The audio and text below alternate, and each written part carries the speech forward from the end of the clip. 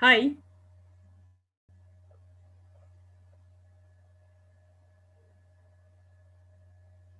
are you able to hear me? Yes, yes, I can hear you. I can hear you. Okay.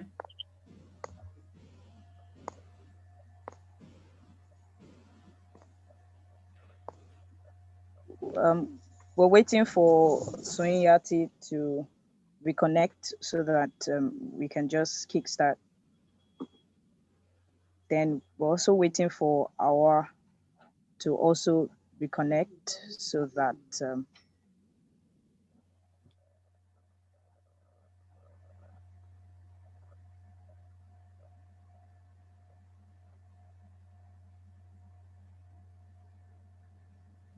Good afternoon, everyone. Is my video still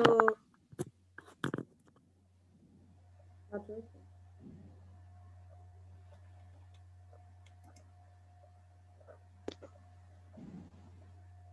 okay, we still can see you.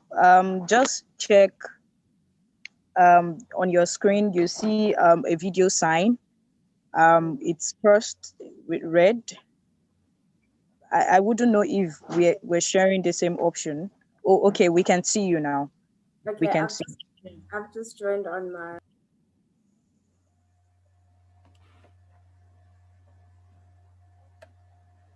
Okay, your audio.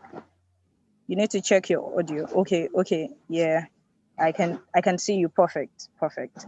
All right. I'll just reintroduce myself again.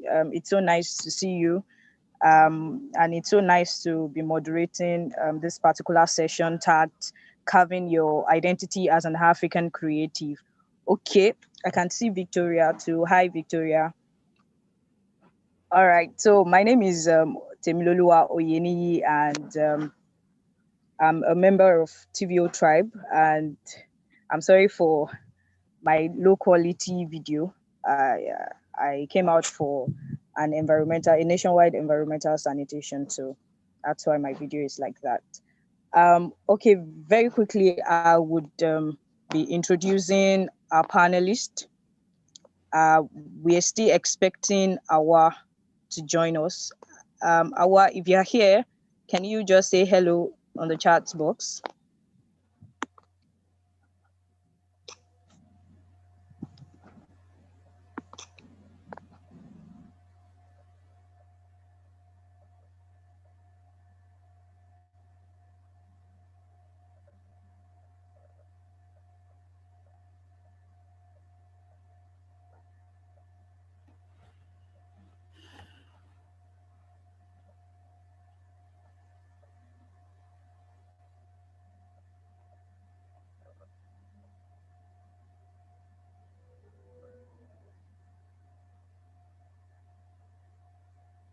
Okay, I'll just continue while we wait for our.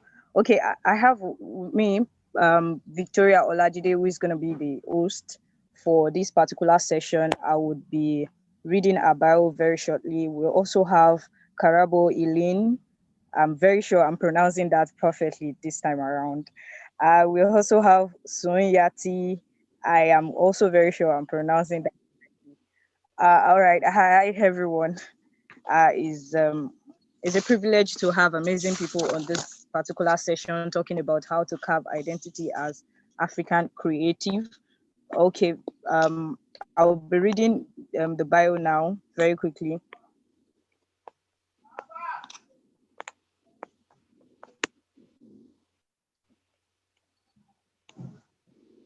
All right, so the first person is Karabo Eileen.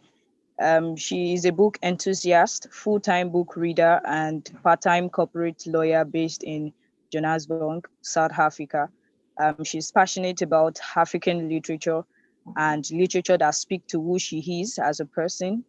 And Karabo's idea of a good day is a day spent reading a book, according to her, and also listening to jazz music and enjoying a delicious glass of wine. Okay, I guess I saw that earlier. Also, I would be introducing Surin Yati. She's a Zimbabwean author. She was born and raised in Bulawayo and now lives in Johannesburg, South Africa, with her young son. Her most recent novel is A Family Affair, published by Macmillan 2020. And her first novel, The Polygamist, was published in 2012, and our second novel, The Gold Diggers, was published by Pan Macmillan in 2018. Then the third panelist is Awal Shafi Nuhu, is a poet and essayist from Nigeria with work published on popular Jalada Africa, Lowy, After the Post Journal, the Beta Olinda, the Republic, and elsewhere. She's a 2018 fellow of Ebedi Writers Residence. A chapbook of poetry has been selected by the African Poetry Book Fund in collaboration with Akashic Book for the 2021 New Generation African Poets Chapbook Box Set. And also to my very wonderful host, who doubles as the founder of TVO Tribe, Victoria Olajide. She's a Nigerian writer and social entrepreneur. She founded TVO Tribe, a platform for artists and writers to commune, debate, and progress their crafts respectively. And then the tribe gives voice to emerging writers and artists and promotes the advancement of literature in African communities. So I would um, I would hand over to my host very shortly, and I'm sure she has many things in store for us. I Okay. I'm not sure if you can. I'm sure you can see my screen. That's Karabo Helene, and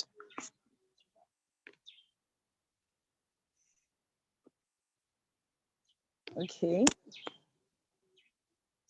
Suinyati.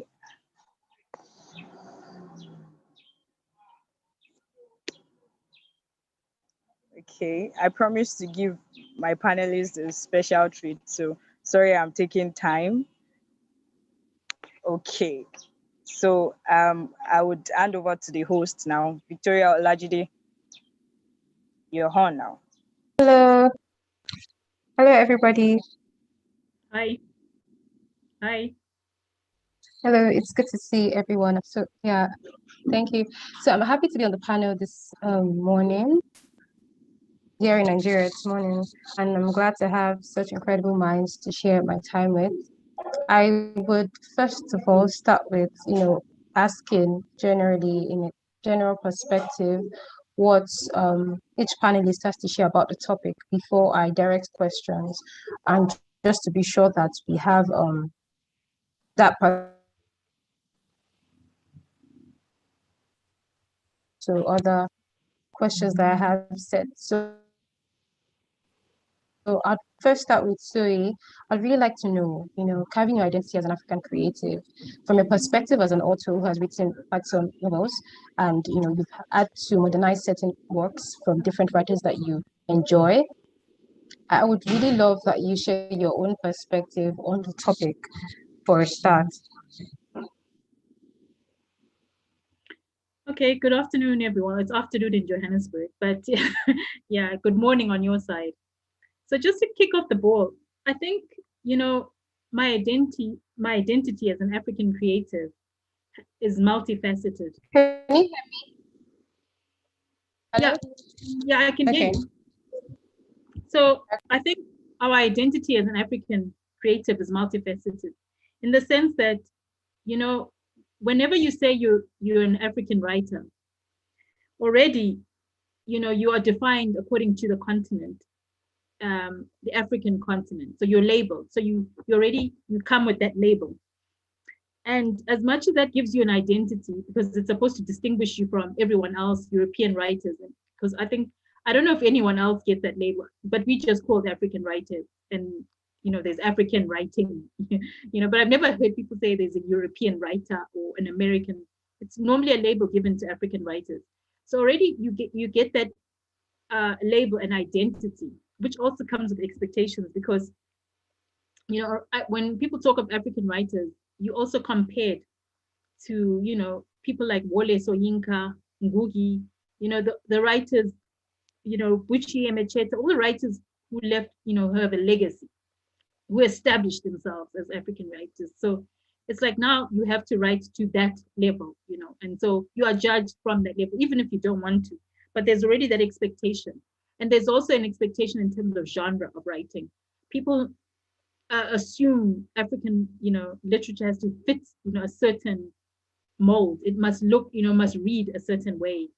And so oftentimes I get told, you don't write like most African writers, so already it means that my identity is now distinguished from, the mainstream, what is considered mainstream African writing. Then also you have to negotiate your identity as a female African writer, right? So apart from the male African writers. So that's also what it means in terms of your identity. Then also African writers also are said to have a certain identity in terms of look. There's always this thing of African writers have dreadlocks, they wear dashiki, they're high on weed. So there's that identity as well of what an African writer looks like. So, and also, you I think I also, understand. She look like. yeah, and then your identity as well comes from where you're published as an African writer. So you have African writers who are published on the continent, and they're treated differently from African writers who are published by Western publishers, publishers in London, Europe. So there's a different reception as well, depending on where you're published as an African writer. Yeah. So I think, that really affects your identity as a creative.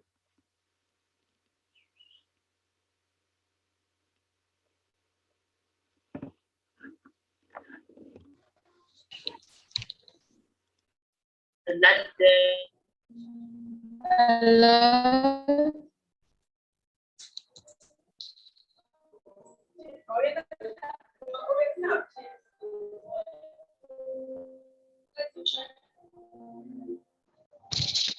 Hello, Sue, can you hear me? Yeah. Okay. I didn't get the last thing you said. I'm sorry. About in terms of geography. Okay. Yeah, like it depends where you published as an African writer. If you published on the continent, you don't get as much exposure, or you're not as visible as African writers who are published in Europe, for instance. Recording. That's what I was saying. It also determines your identity in the sphere of African writing, is, how you receive is also dependent on where you're published.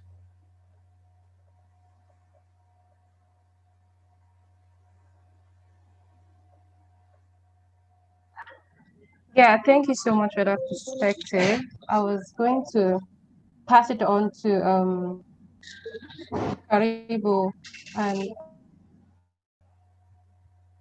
Karabo, sorry, and ask how the books that you read, the perspectives that you share, with these writers. When you read books by African writers, do you find that conversation, that identity conversation, much more pronounced in those conversations, or you just find like something cut out, or something like, are we taking a narrative out and focusing on a particular narrative? We have it all spelled out. What would you say about that? I'm not sure I heard the last part of the question. If you could just repeat that, please.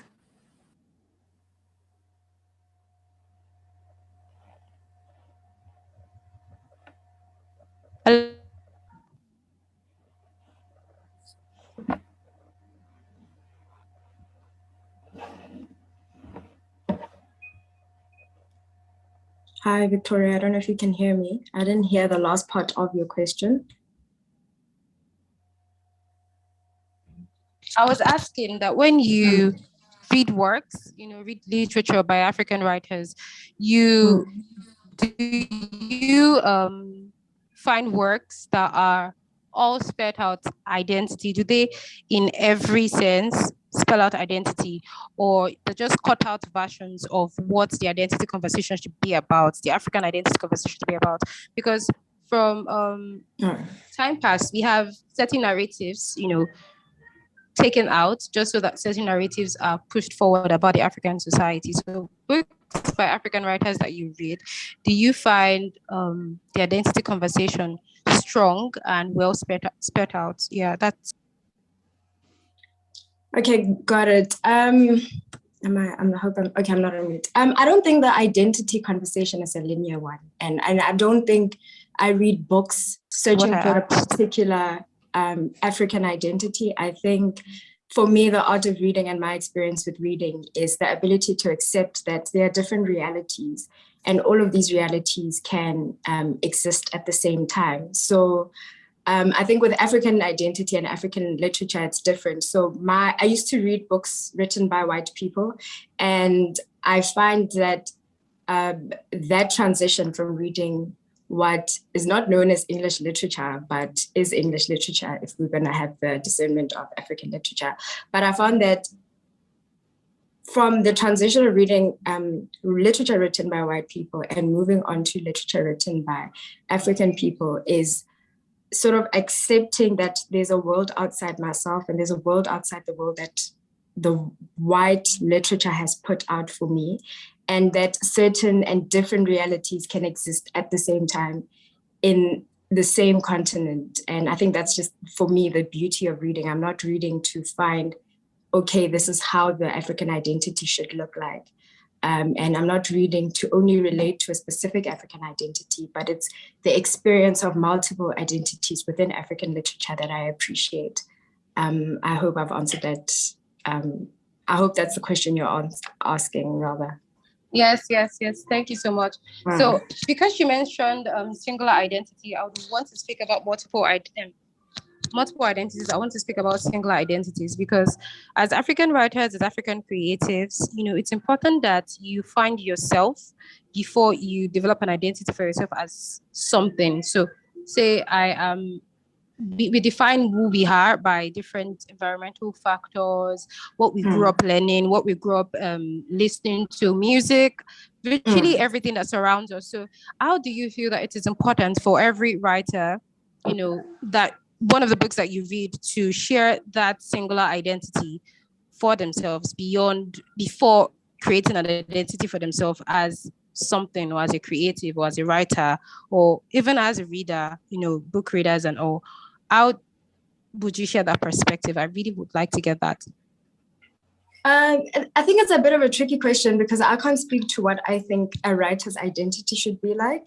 And I can't then say that Sue's identity should be specific to her surroundings and where she grew up, and it should be specific to Zimbabwe and South Africa, where she currently lives. I can't then, if she decides to change her entire genre, say, oh no, she's not true to her identity. And I think the identity conversation is different with readers because we are just consuming different people, a different literature, and taking in what they give us. How that builds our identity is a whole different conversation than us expecting them to be of a certain identity. There are plenty of identities. And I don't, personally, with what I've read, I don't think people write only for what they identify as, but they just write the world as they see it, whether they are going to speak about how they read somebody else's identity as an African and another person and mix it all up in a book. It's just purely up to them. But I really can't speak to what I think a writer's identity should be like and whether they should stick to that. I, on the other side, am enjoying reading various different identities, different views and perspectives on certain things, and how I match that in my life is a different conversation altogether. Thank you so much. So I'm going to quickly take a shift. Beyond the identity conversation, there is the conversation of cultural myopia. People that don't see what this person's differences can be because they don't live there and they don't thrive there, or they won't even be able to see it because they don't even care or something. So I'd like to ask both panelists, because this is a reader and this is a writer, how do you fix cultural myopia, especially after probably digesting a book or, probably writes cultural myopia within your audience or within, the spaces that you meet with people when you read the book? So I'm going to go first with Karabo. Okay. I'm going to go first to you here. Okay. Oh, okay. I think another beauty of reading again is the eagerness to know and accept different realities, as I said. So you can't be short-sighted in what you're reading, and you can't then accept it as no, I don't believe in this culture, or I don't understand it, therefore invalidating it. Again, as the writer, you are on the outside, and even though we do not come from the same culture, we don't have the same beliefs, I appreciate those differences in my reading. I think the core of who we are as humans from my reading is that generally we are all the same. I think we, as humans, as Africans particularly, I think we're all the same. There are things that make us different, geography being one of them, our circumstances being another, as well as luck. So I don't go into reading short-sighted and going in with only what I know, but it's more of what I'm going to learn from what I read, and move on with that. Then Suri can share. I didn't know I was muted. Thank you so much for that perspective. Suri, can you share? Yeah, I think, look, as a writer, your role is to share a culture, right? A culture that you know. And I'm thinking of my book, A Family Affair, that I've just written. It's culturally rich. And what I found very interesting was a lot of people who wrote it across the board, like Jewish people, Indian people, would tell me that there's so many similarities in our cultures. So I think you can't say, readers are myopic, or they reject. I think there's that willingness to learn when they consume. So, and it's the same with me when I consume Nigerian literature, right? I'm interested in the culture. I love to learn new things. So I think there's a curiosity as a reader, and I think as a writer, when I write as well, I want to also expose that culture and try and showcase as much of it, in my writing. So I never ever think of like it's myopic, or I think it's always going to be relevant some way, somehow,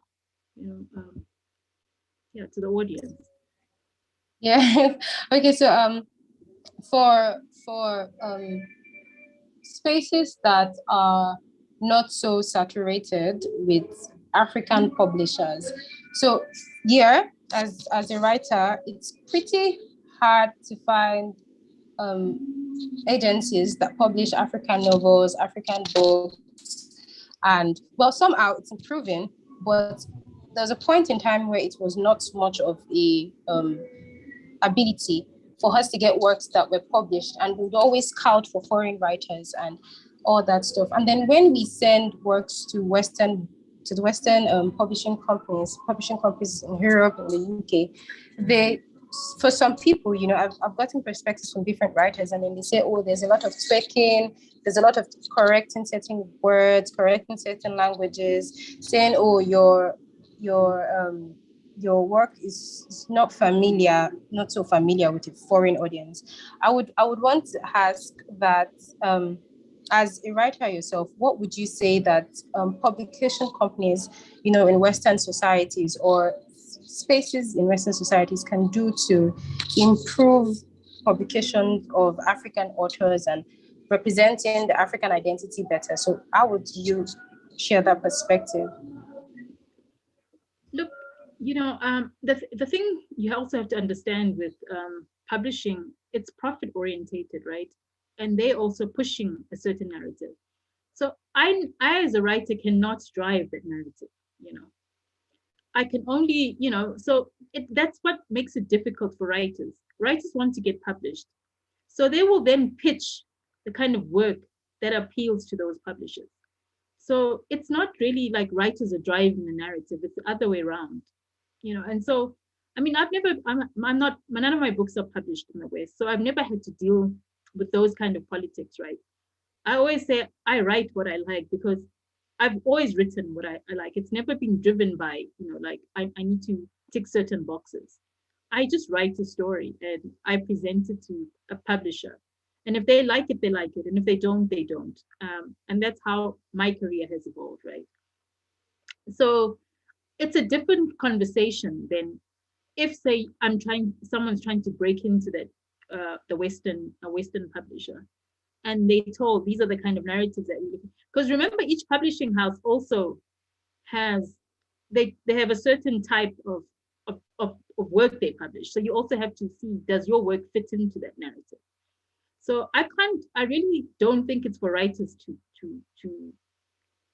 they can, but I don't think they have the influence to push that. I mean, there's so many things that writers would need, would want to change in publishing, but they don't have the clout or influence to change it. So I don't know really how much of that you can really put on the onus on the writers.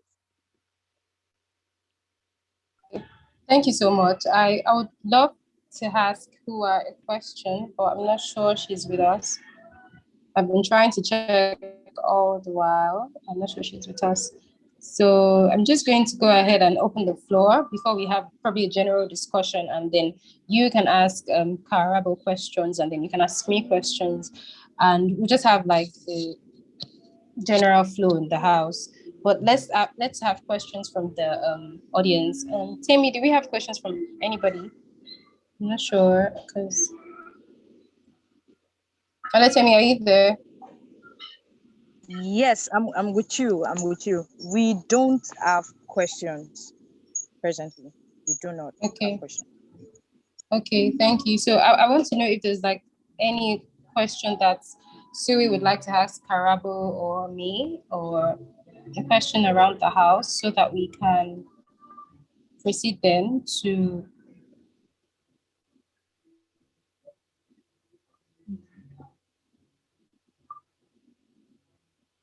What we didn't hear your views in terms of identity. Okay. What are your views? Okay. Okay. So for me, I believe that whatever you do, whatever you create, has an orator of self in it, as an orator of your own heart, your poetry, what you look up to, what you look out for, and those stories that are knitted inside of you from a very, very young age. So here in Nigeria, and I had quite a little history, I would say, as like an African person or a Nigerian as a person. So I think that was what made me resort to finding out more and doing some more research and building, a space out of creating cultural awareness for people.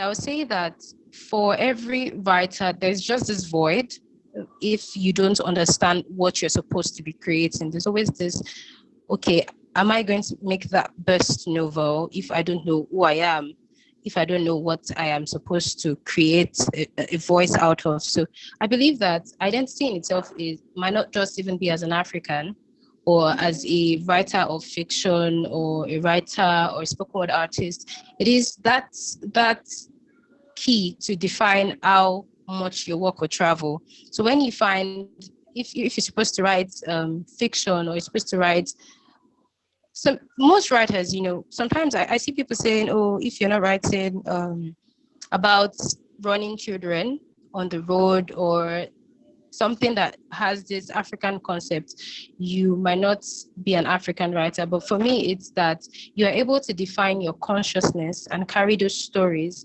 that are in-depth inside of you, and also choose a niche that pursues that correctly. So I think for me, that is how you can develop an identity as a creative, in the African space, and just resonate with that continually, make people understand that, make people feel that you are sending that message consistently. And with that, you can always help people find identities for themselves too, not giving them a template, but making them see that you can spread out in this space and be well known for it. And whatever is not maybe the usual, because I remember that Siri mentioned that you have to go on dreads and wear a khaki or something else, or adire. We call it adire from this sort of the country, from this part of Africa. And somehow that has given all of us a consciousness, that if I'm going to create African works, I have to add tribal marks. Tribal marks are from here also. And I feel like we have a lot in common, to be sincere. I feel like there was a time we were reading a book on the tribe and we talked about twin children, and someone shared a perspective, about something being special about twin children. So every part of Africa has a connection. I'm just bringing that up to the table. But the point I'm trying to get is that identity in itself is a very complex and simple question, but it would be deeply rooted in individual reference, individual depth, and individual finding. I think that's it for me, though. Okay, I heard that Tammy said she had a question. You can type it in chat box so that we can share and then ask.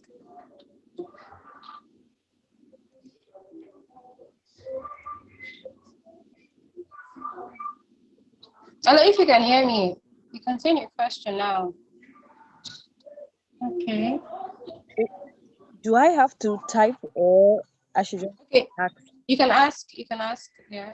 Oh, okay. My first question goes to Soyin Yati.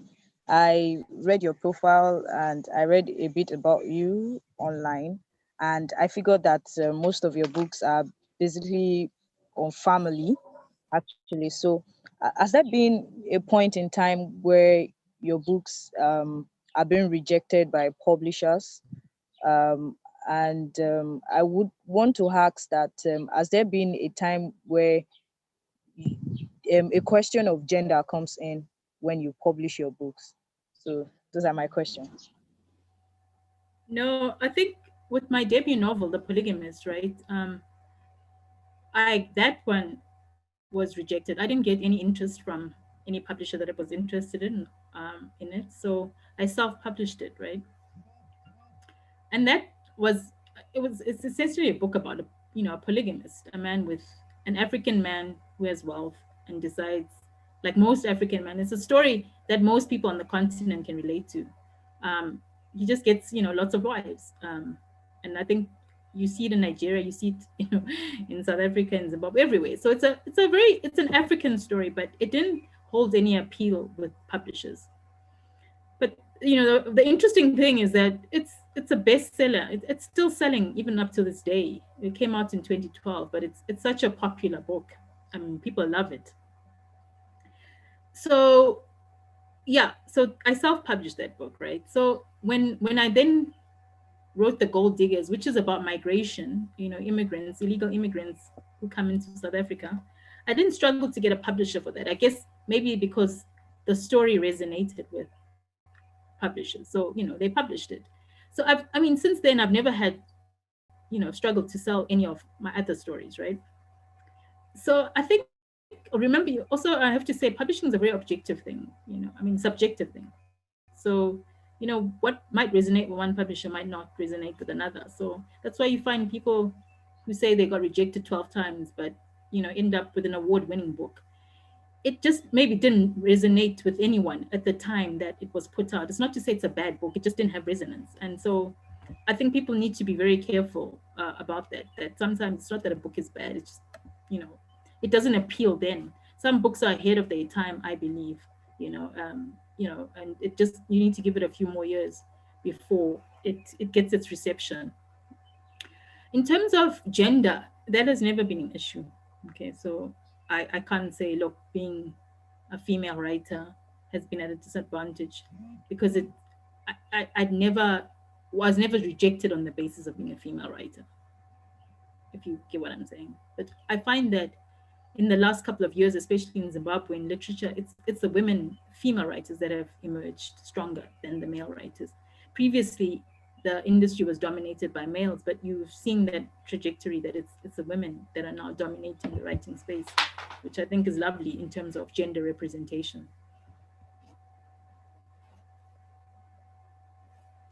Okay. Thank you very much for answering my question. Okay, so my question to Karabo, um, I was having a conversation with a colleague of mine recently, and he wanted to publish his book, and he told me that he's looking forward to a non-African publisher.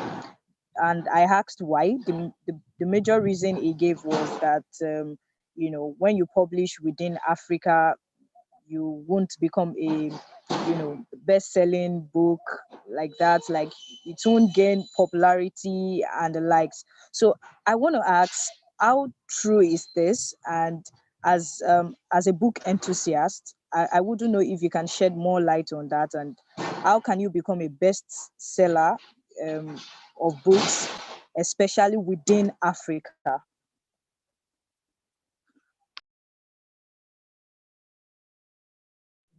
Sorry, I was on mute. That's a tricky question, a very tricky question, because how do you become a bestseller? I think, why do you want to become a bestseller is always the question that I ask, because of how I read. I'm a mood reader, so I don't run to the bookstores the minute a particular person has published, but I allow for that mood to come into me. Usually what I do, if, say, I'll use Sue as an example because she's here. When I find that you've published a new book, I sort of go back to the other books that I've read. So I don't know how popularity works in the book readers community, but I do know though that there are a lot of publishers who use us bookstagrammers to push books and read them and post them on our pages.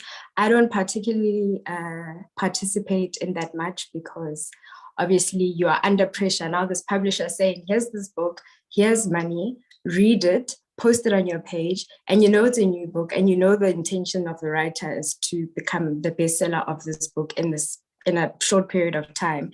And I don't know if I would be fully present to that book when I'm reading it, because I think I read with everything. I read with my feelings, I read with my emotions, with my sufferings and experiences. So if I'm not fully present with that book at that time that I'm forced to read it, I don't think I would fully experience it well enough. So I would just put a review out there to market it to other readers, make it seem like it's the best book. In honesty, I probably didn't experience it the way I should have experienced it.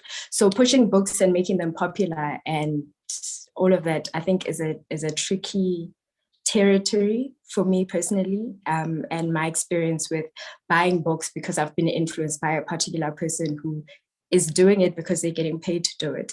And in terms of publishers, whether in Africa or internationally, personally, I have an issue with international publishers, especially when they're publishing writers of African descent, because they don't send books to Africa soon enough. So you have a Nigerian writer who's getting published in America, and the book is dropping in May in America, and all the American bookstagrammers are going on about it. And we are not getting access to that book until in August that year. So it becomes sort of like a boring situation where, yes, you want to get published by an international publisher, but that international publisher is not feeding into the African reading market. So I can't help your friend, but he just needs to know what his goal is in terms of his book and how he wants to put it out there. All right, thank you very much. I would hand over to Victoria now. I think I'm done with the panel. I really wish Hua was here so I can send some questions to her, but she's not present, so I don't think there's anything I can do about that. Thank you so much. I think there is a short video that's supposed to go out soon, but I'm not sure that it's going to be available. I'm just going to ask Tammy to send a link later on, and then I'll send it to everybody. Thank you so much. I think I'm done with the panel. I'm really grateful for spending time with you and for you sharing your perspectives and all. It was a beautiful time.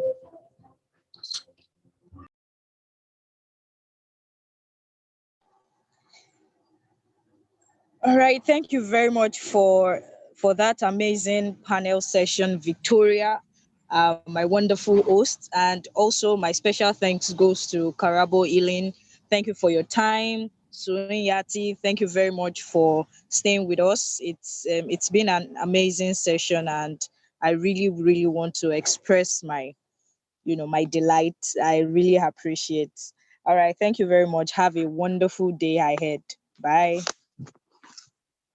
Bye, everyone. Thanks. Thank you.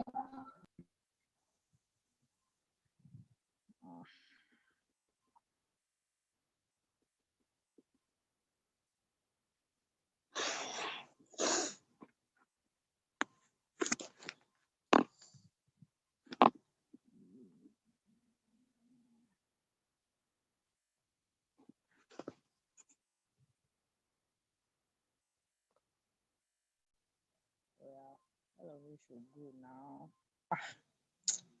Want me to go to my. I don't know.